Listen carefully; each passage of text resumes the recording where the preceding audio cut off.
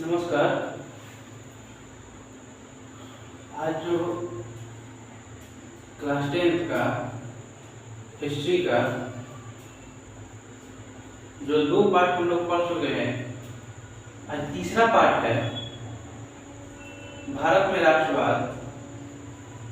पहला जो पढ़े हैं पार्ट जालियांवाला बाग हत्याकांड, दूसरा पढ़े 1909 और 1919 का भारत शासन अधिनियम के बारे में। जो गांधी युग चल रहा है उसी का 2वां पार्ट था और ये तीसरा पार्ट जो है आज हम लोग जानेंगे। और गांधी युग में महात्मा गांधी के ही बारे में आज हम लोग जानेंगे। तो आइए देखते हैं। अगर वीडियो अच्छा लगता हो तो एक लाइक करें, कमेंट भी करें और चैनल को सब्सक्राइब भी करें। इससे क्या होता है कि वीडियो बनाने वाले का मनोबल बढ़ता है। उसको लगता है कि हम जो काम कर रहे हैं वो अच्छा लग रहा है लोगों को या सही कर रहे हैं। तो इसीलिए आप लोग से रिक्वेस्ट है कि चैनल को सब्सक्राइब भी करें और वीडियो को लाइक भी करें। तो आइए देखते हैं महात्मा गांधी के बारे में। तो महात्मा गांधी का पूरा नाम जो है मोहनदास करमचंद गांधी है। उनके पिता का नाम करमचंद गांधी है, माता का नाम पुतलीबाई और पत्नी का नाम कस्तूरबा गांधी है। उनका जो जन्म हुआ है 2 अक्टूबर 1869 को गुजरात के कठियावाड़ा जिले के पोरबंदर स्थान पे हुआ है। और महात्मा गांधी के जो सचिव थे उनका नाम था महादेव देसाई और उनके आध्यात्मिक जो गुरु थे जिनका नाम था गोपाल कृष्ण गोखले। और यही गोपाल कृष्ण गोखले की ही प्रेरणा से जो वो सत्याग्रह किए थे, भारत में सत्याग्रह हो या विदेशों में सत्याग्रह हो, उन्हीं की प्रेरणा से, उन्हीं के सीख से वो सत्याग्रह किए थे। तो यहाँ देखते हैं कि महात्मा गांधी का कुछ और नाम भी है जिनका उपनाम या अन्य नाम है। जैसे उन्हें बापू भी कहा जाता है, नंगा फकीर भी कहा जाता है, महात्मा भी कहा जाता है, राष्ट्रपिता भी कहा जाता है, मलंग बाबा भी कहा जाता है और सेना में भर्ती करने वाला सार्जेंट भी उन्हें कहा जाता है। तो उनको बापू की उपाधि बापू किसने कहा था? तो प्रथम प्रधानमंत्री पंडित जवाहरलाल नेहरू ने उन्हें बापू कह के बुलाया था। नंगा फकीर विंस्टन चर्चिल जो था, जब वो सेंट जेम्स पैलेस गोलमेज सम्मेलन जब हो रहा था, दूसरे गोलमेज की सीढ़ियां चल रहे थे, उस समय विंस्टन चर्चिल ने इनको नंगा फकीर कहा था। राष्ट्रपिता इन्हें सुभाष चंद्र बोस ने कहा, नेताजी सुभाष चंद्र बोस ने कहा था।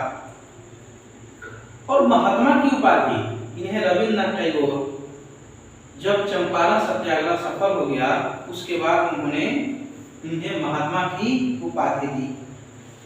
और मलंग बाबा जो पश्चिमी कबीलाई संगठन जब आंदोलन चल रहा था, नमक सत्याग्रह जब चल रहा था, उसी समय वो पश्चिम गए थे, पश्चिमी कबीलाई संगठनों के पास गए थे। वहां पे खान अब्दुल गफ्फार खान थे, वहीं के लोगों ने इन्हें मलंग बाबा भी करके पुकारा था। तो देखिए सन 1888 में वो पहली बार ब्रिटेन जाते हैं वाट एटला की डिग्री यानी वकालत करने के लिए, और वहां से वकालत की पढ़ाई करके 1991 में वो भारत आते हैं। जैसे वो भारत आते हैं तो सन 1893 में एक मुस्लिम व्यापारी जिनका नाम है दादा अब्दुल्ला, उनके केस की पैरवी के लिए वो अफ्रीका जाते हैं। पहले होता क्या था, लोग विदेश क्यों जाता था, क्योंकि पहले जो था सुप्रीम कोर्ट की स्थापना नहीं हुई थी और जो अंतिम निर्णय होता था वो लंदन स्थित प्रिवी काउंसिल का होता था। देश में संघीय न्यायालय की स्थापना तो हो चुकी थी, लेकिन उसका निर्णय जो था अंतिम नहीं होता था। अंतिम निर्णय के लिए लोग लंदन स्थित प्रिवी काउंसिल जाया करते थे। जब देश में सुप्रीम कोर्ट की स्थापना 28 जनवरी 1950 को हो गई, तो उस समय वो जो लंदन स्थित प्रिवी काउंसिल था उसका उत्तराधिकारी सुप्रीम कोर्ट बन गया और जो स्थान ग्रहण किया संघीय न्यायालय उसका कर दिया। तो मुकदमे की पैरवी के लिए जाते हैं। 22 वर्षों की लंबी यात्रा के बाद 1915 में वो भारत वापस आते हैं। सत्याग्रह सभा का नाम बदलकर सत्याग्रह आश्रम कर देते हैं, जो मई 1915 में ये काम करते हैं।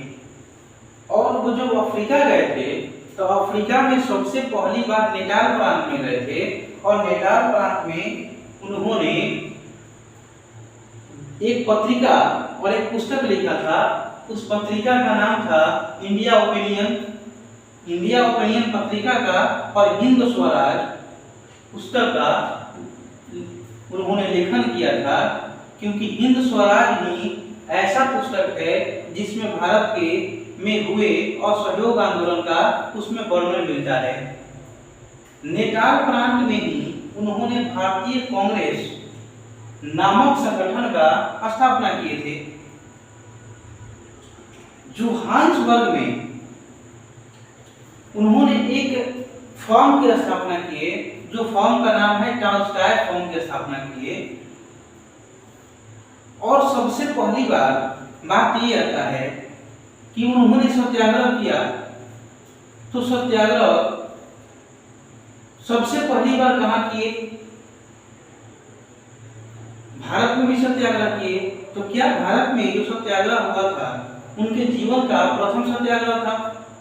नहीं। 1906 में उन्होंने जीवन का प्रथम सत्याग्रह अफ्रीका में किए थे और वो सफल भी हुआ था। और ये 1906 का जो प्रथम सत्याग्रह था वो अपने आध्यात्मिक गुरु गोपाल कृष्ण गोखले के सहयोग से ही किए थे, उन्हीं की प्रेरणा से किए थे। और उन्होंने जीवन का प्रथम सत्याग्रह 1906 में अफ्रीका में किए थे, जो सफल हुआ था। और भारत में अपने जीवन का सत्याग्रह जो 1917 चंपारण से किए थे, ये भी सफल हुआ था। लेकिन हुआ क्या था कि जब अफ्रीका में थे तो डरबन से विक्टोरिया एक ट्रेन जा रही थी। वो फर्स्ट क्लास की बोगी में बैठे हुए थे, जिसको एसी बोगी कहते हैं। उस डब्बा से वो अंग्रेज बैठा हुआ था और वो अंग्रेज क्या करता है, मोरित्सबर्ग स्थान पर उनको धक्का दे करके डब्बे से बाहर निकाल देता है, बाहर जबरदस्ती उतार देता है। क्योंकि वो जो थे अर्धनग्न रूप में थे। जमुना और बजाज को उनका पांचवा पुत्र कहा जाता है। ब्रिटिश सरकार ने 1877 में लॉर्ड लिटन के समय, जो लॉर्ड लिटन वायसराय था, उनके समय विक्टोरिया का भी आगमन हुआ था और उसने ही इनको महात्मा गांधी को कैसर हिंद की उपाधि दी थी। और जलियांवाला बाग हत्याकांड के बाद इन्होंने कैसर हिंद की उपाधि को वापस कर दिए थे। ये अपने जीवन में 9 अगस्त 1942 को भारत छोड़ो आंदोलन चलाए थे और उसमें उन्होंने करो या मरो, जिसे डू एंड डाई का नारा दिए थे, अंग्रेजों भारत छोड़ो के बारे में बताए थे। 1942 में ही क्रिप्स मिशन भारत आया था और उस क्रिप्स मिशन का अध्यक्ष जो था लॉर्ड एस्टोफर्ड क्रिप्स था। लॉर्ड स्टैफोर्ड क्रिप्स जो था क्रिप्स मिशन का अध्यक्ष था, और उन्होंने क्रिप्स मिशन को पोस्ट डेटेड चेंज कहे थे, जिसे हिंदी में अंतर्तिथीय चेक कहे जाते हैं, जिसे अंतर्तिथीय चेक कहा जाता है। उनका जो प्रिय भजन है वैष्णव जन को तेनु कहिए, उनका प्रिय भजन वैष्णव जन को तेनु कहिए, इसकी रचना जो किए हैं नरहरि मेहता किए हुए हैं, और उनका प्रिय भजन है वैष्णव जन को तेनु कहिए। सत्याग्रह के लिए ही आग्रह करना ही सत्याग्रह है। उनका कहना यही होता था कि सत्य के लिए आग्रह करना ही सत्याग्रह होता है। उनके अनुसार सत्य ही ईश्वर है, ईश्वर ही सत्य है। जैसे truth is God, God is truth, उनके अनुसार होता है। सत्याग्रह का स्वरूप जो है, उनके अनुसार सत्याग्रह का स्वरूप क्या क्या हो सकता है? तो पहला होता है प्रार्थना पत्र, पहले चिट्ठी लिखी जाती है। दूसरा है याचिका की जाती है। तीसरा है कि हड़ताल की जाती है। चौथा है अहिंसा की जाती है, यानी हिंसा नहीं चाहिए, अहिंसा रूप में यानी शांति रूप से ही उसको सत्याग्रह किया जाएगा। इसके बाद उनका है बहिष्कार करना, किसी भी चीज का बहिष्कार करना, यानी कि आपका काम जो होगा उसके अनुसार हम नहीं चलेंगे, हम आपका विरोध करते हैं। इसके बाद है असहयोग करना, मतलब किसी भी चीज में सहयोग नहीं करना, आप जो करिएगा उसके विरुद्ध जाएंगे।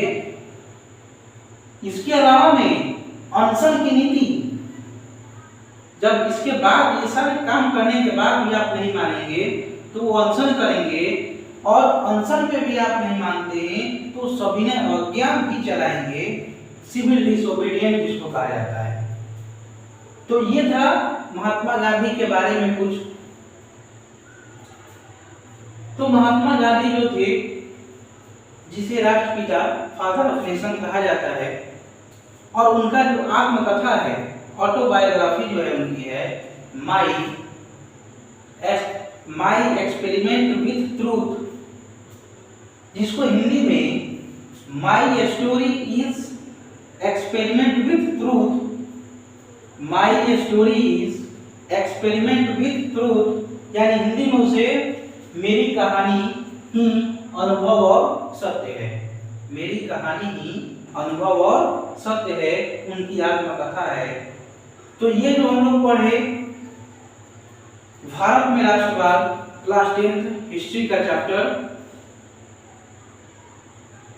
का चैप्टर है भारत में राष्ट्रवाद, उसका ये तीसरा पॉइंट पढ़े, तीसरा पार्ट पढ़े। 2 पार्ट हम लोग ऑलरेडी पढ़ चुके हैं। इसके बाद कुछ पॉइंट हम लोग और भी पढ़ेंगे। तब तक के लिए इस वीडियो में इतना ही। धन्यवाद।